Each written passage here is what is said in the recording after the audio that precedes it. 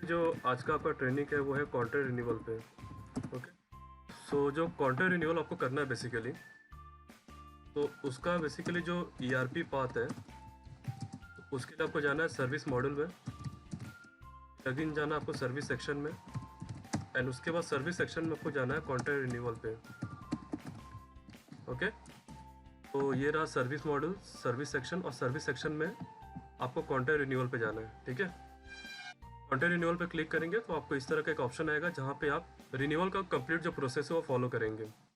अभी यहाँ पे जब आपको रिन्यूअल करना होगा तो सबसे पहले आपको सर्च करना है कि कौन कौन से कॉन्ट्रैक्ट आपके रिन्यूअल के लिए आए हैं।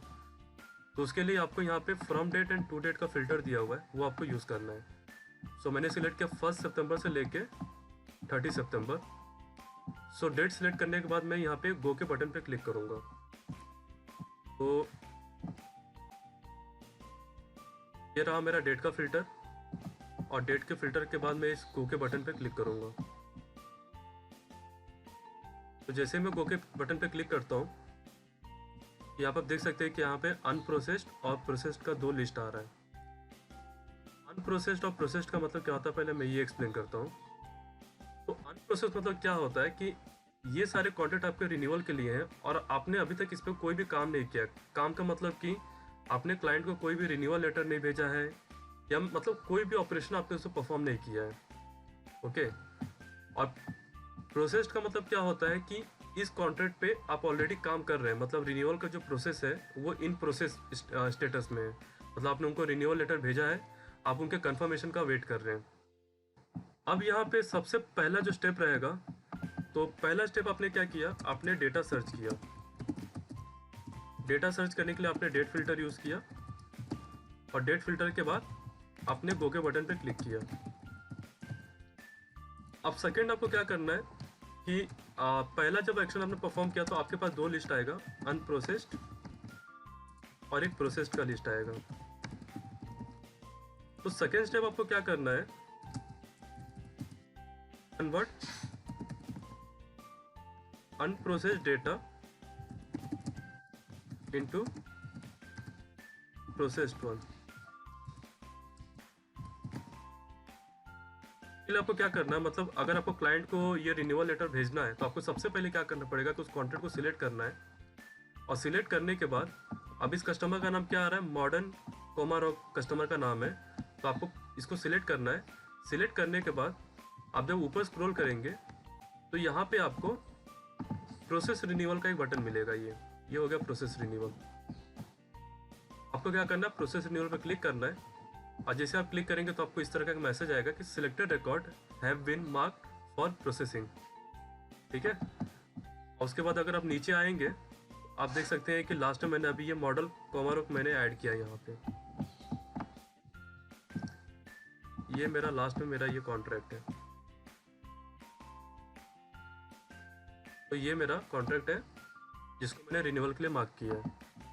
अब ये सारे मेरे कॉन्ट्रैक्ट है जिनको मैंने प्रोसेस किया हुआ है। अब मुझे सेकेंड स्टेप क्या करना है, मुझे रिन्यूअल लेटर भेजना है, सेंड रिन्यूअल लेटर। तो रिन्यूअल लेटर भेजने के पहले क्या करना पड़ेगा कि मान लीजिए कि आपका जो ओल्ड कॉन्ट्रैक्ट है, ओल्ड कॉन्ट्रैक्ट उसका प्राइस है मान लीजिए 1000 रुपीज़।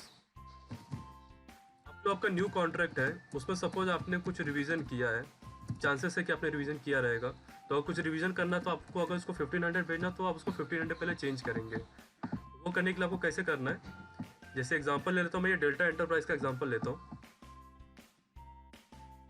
मान लीजिए कि ये वाला कॉन्ट्रैक्ट है जो डेल्टा एंटरप्राइज, मुझे इसके ऊपर एक्शन परफॉर्म करना है डेल्टा एंटरप्राइजेस पे। मैं क्या करूँगा, सबसे पहले मैं उस रिकॉर्ड को सिलेक्ट करूँगा चेकबॉक्स पे टिक करके, फिर उसके बाजू में एक रिवाइज का बटन है, तो उस पर क्लिक करके मैं यहाँ पे चेंज करूँगा कि मतलब मुझे क्या प्राइस वगैरह चेंज करना है। तो जैसे कि एग्जांपल लेते हैं, यहाँ पे जो प्रोडक्ट का प्राइस है वो कितना है, पहले था 1200, अभी कितना है, अभी भी 1200 ही है।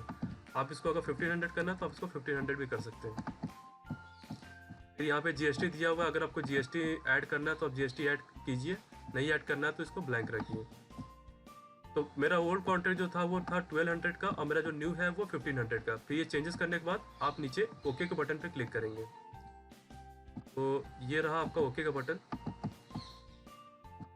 ये ओके का बटन है, तो आप ओके पे क्लिक करेंगे, ये रिकॉर्ड सेव हो गया। उसके बाद आप ऊपर स्क्रॉल करेंगे और आपके पास एक प्रिंट रिमाइंडर का बटन आएगा, जहाँ पे क्लिक करके चेक करेंगे कि PDF कैसे दिख रहा है। ये प्रिंट रिमाइंडर है, तो अगर मैं प्रिंट रिमाइंडर पे क्लिक करता हूँ तो जो मेरा रिन्यूअल का PDF है वो कुछ इस तरह का दिखेगा। तो यहाँ पर आप देख सकते हैं कि जो डिटेल्स आ रहा है उसमें ये भी आ रहा है कि ओल्ड कॉन्ट्रैक्ट का प्राइस क्या था और न्यू कॉन्ट्रैक्ट का प्राइस क्या है। पहले 1200 था लास्ट ईयर सर्विस चार्ज, और प्रपोज सर्विस चार्ज 1500, तो ये 1500 का उसको रिन्यूअल लेटर रहेगा। ठीक है, तो इस तरह से आपका जो रिन्यूअल लेटर है वो इस तरह से दिखेगा। इस रिन्यूअल लेटर को आपको मेल करना है, तो यहीं पे बाजू में ईमेल रिमाइंडर का बटन है, आप इस पर क्लिक कीजिए, ओके कीजिए, और ये जो रिन्यूअल लेटर है वो ईमेल चला जाएगा। अब एक सिनेरियो ये लेते हैं, मान लीजिए कि ये जो कस्टमर है, जैसे कि एग्जांपल लेते हैं कि ये ऋतु एंटरप्राइजेस है। तो ऋतु एंटरप्राइजेस का बेसिकली फॉर एग्जांपल आपने इनको कॉल किया और ड्यू टू सम रीज़न या कुछ और भी हो सकता है, आपको इनका रिन्यूअल जो है उनको बाद में करना, अभी नहीं करना है। तो अभी यहाँ पे डेट क्या आ रहा है, 2 सितंबर 2021, इसलिए आपको सामने ये डेटा आ रहा है बिकॉज मैंने सितंबर का डेटा सर्च किया है। सपोज आपको ये रिन्यूअल अभी नहीं करना, उसको नेक्स्ट मंथ में इनका प्रोसेस करना है, तो आप उसको सिलेक्ट करेंगे और उसके बाद क्या करेंगे, रिमाइंड मी लेटर का ऑप्शन दिया हुआ है। तो ये रिमाइंड मी लेटर है, तो रिमाइंड मी लेटर पे अगर मैं क्लिक करता हूँ तो यहाँ मुझे डेट डालना है कि नेक्स्ट रिन्यूअल मुझे कब फॉलोअप करना है। तो मान लीजिए मुझे 2 अक्टूबर करना है, और यहाँ मैं डाल सकता हूँ कि कस्टमर इज नॉट अवेलेबल, मतलब जो भी रीज़न आपको डालना है, और आप ओके पे क्लिक कर दीजिए। फिर जो ऋतु एंटरप्राइजेज देखिए जो था यहाँ पे, वो यहाँ पे आपको नहीं दिखेगा कहीं। तो यही डेटा अगर मैं अक्टूबर में सर्च करूँगा, जैसे 1 अक्टूबर से लेके नेक्स्ट उसका 31 अक्टूबर, और मैंने गो पे क्लिक किया, तो आप देख सकते हैं कि ऋतु एंटरप्राइजेज आ रहा है यहाँ पे अक्टूबर के इस डेटा में। राइट साइड में अगर आप स्क्रॉल करेंगे तो यहाँ पर रिमार्क भी मेंशन रहता है कि आपने इनको क्यों डिले, कुछ रिमार्क आपने ऐड किया, जैसे कस्टमर नहीं अवेलेबल था इसलिए आपने रिमाइंड में लेटर किया हुआ है, वो डिस्क्रिप्शन भी यहाँ पे मेंटेन रहता है। तो इस तरह से आप क्या कर सकते हैं, किसी भी कॉन्ट्रैक्ट को रिमाइंड में लेटर पे भी आप उसको क्लिक कर सकते हैं। अब आता है, मान लीजिए कि आपको रिन्यू करना ही नहीं, अपने क्लाइंट को कॉल किया, क्लाइंट बोल रहा है कि नहीं उनको रिन्यू नहीं करना है ड्यू टू सम रीज़न, वो बोल रहे हैं कि नहीं मुझे नहीं कंटिन्यू करना, नहीं रिन्यू करना है। तो अगेन आपको क्या करना है, उस रिकॉर्ड को सिलेक्ट करना है और उसके बाद डू नॉट रिन्यू पे क्लिक करना है। ऊपर आपको डू नॉट रिन्यू का ऑप्शन मिल जाएगा, ये रहा do not renew. So do not renew पे क्लिक करके यहाँ पे आप रिमार्क डालेंगे, जैसे कि कस्टमर नॉट इंटरेस्टेड, और उसका ओके पर क्लिक करेंगे तो वो डू नॉट रिन्यू मार्क हो गया। जो मॉडर्न कैमरा था उसको मैंने डू नॉट रिन्यू मार्क कर दिया, अब वो ये लिस्ट में नहीं आएगा। अब फाइनल जो स्टेप है, एग्जांपल लेते हैं कि अभी जो डेल्टा एंटरप्राइज है, क्लाइंट ने कंफर्मेशन दे दिया आपको इनको रिन्यू करना है, तो आपको रिन्यू करने के लिए क्या करना है, उस रिकॉर्ड को सिलेक्ट करना है और ऊपर ही आपको रिन्यू कॉन्ट्रैक्ट का ऑप्शन मिलेगा। ये रहा रिन्यू कॉन्ट्रैक्ट, ये रिन्यू कॉन्ट्रैक्ट। अब रिन्यू कॉन्ट्रैक्ट पे क्लिक करेंगे, तो जैसे आप रिन्यू कॉन्ट्रैक्ट पे क्लिक करते हैं तो ये सारा जो डेटा है वो रिन्यूअल के स्क्रीन से निकल के वो यहाँ पे कॉन्ट्रैक्ट के स्क्रीन पे आ जाएगा। और आप देख सकते हैं कि जो भी कंप्लीट जो डिटेल है, मैंने 1200 का 1500 किया था, तो वो प्राइस भी यहाँ पे रिफ्लेक्ट हो रहा है। और फिर आप जो कॉन्ट्रैक्ट जो नॉर्मल जैसा कॉन्ट्रैक्ट आप बनाते हैं वैसे बना के आप उनका बिलिंग करेंगे। तो इस तरह से बेसिकली क्या होगा कि आप रिन्यूअल करेंगे। आगे हम लोग बात करेंगे कि ये जो कॉन्ट्रैक्ट रिन्यूअल प्रोसेस है, इसमें कुछ रिपोर्ट्स है जो हम सिस्टम में देख सकते हैं एनालिसिस पर्पस के लिए। तो कॉन्ट्रैक्ट रिन्यूअल से रिलेटेड 2 रिपोर्ट है।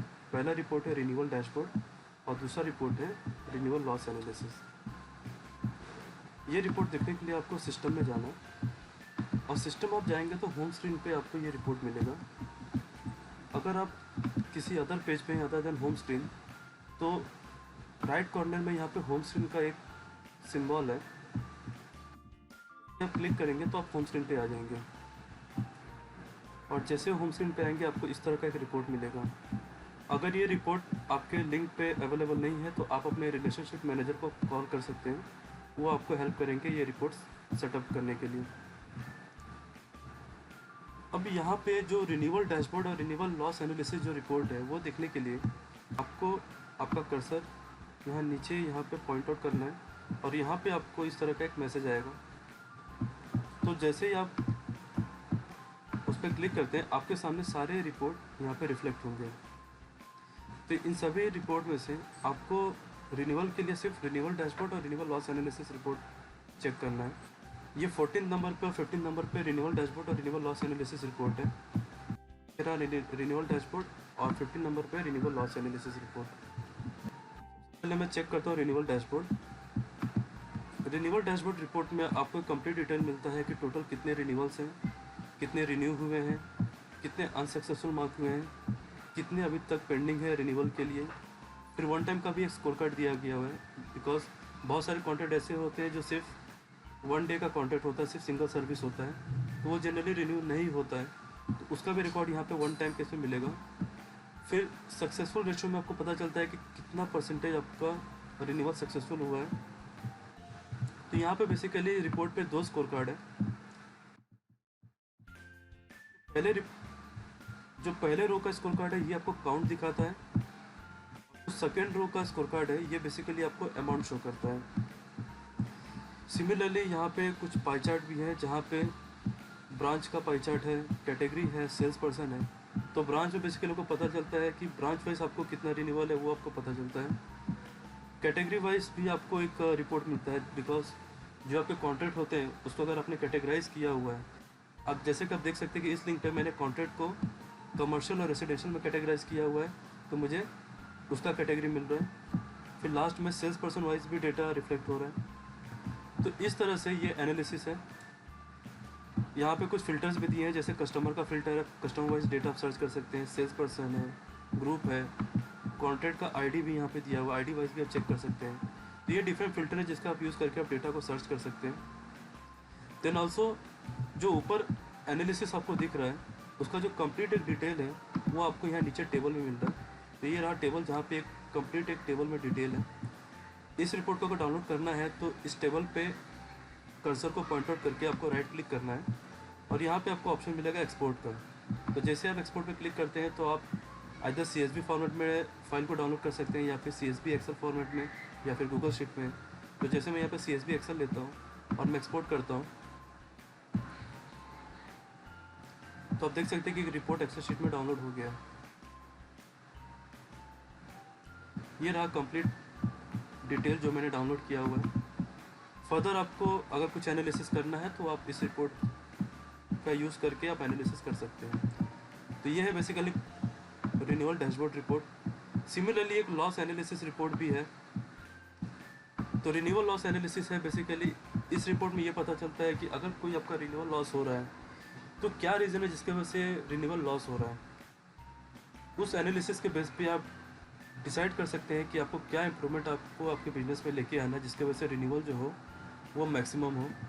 तो उसके लिए रिपोर्ट है। तो यहाँ पे आप देख सकते हैं कि टोटल रिन्यूअल 175 है, 62.60,000 का रिन्यूअल पेंडिंग है। अभी तक किसी ने भी अनसक्सेसफुल मार्क नहीं किया हुआ है। इसके लिए अनसक्सेसफुल रेवेन्यू भी है, उसमें भी नो डेटा आ रहा है। अनसक्सेसफुल मार्क नहीं हुआ इसके लिए अनसक्सेसफुल रेशियो भी यहाँ पे ब्लैंक आ रहा है और अनसक्सेसफुल रेवेन्यू परसेंटेज भी ब्लैंक आ रहा है। अगर अनसक्सेसफुल मार्क होगा तो इस स्कोर कार्ड में वो डेटा रिफ्लेक्ट होगा। एंड सेम यहाँ पे भी कुछ पाई चार्ट्स हैं, फिर यहाँ पे फिल्टर्स हैं। तो अगर आपके सिस्टम में डेटा है इस रिपोर्ट से रिलेटेड, अगर अनसक्सेसफुल आपने मार्क किया हुआ है तो वो डेटा यहाँ पे रिफ्लेक्ट होगा। तो इस तरह से आपको रिन्यूअल डैशबोर्ड और renewal loss analysis report check करना है।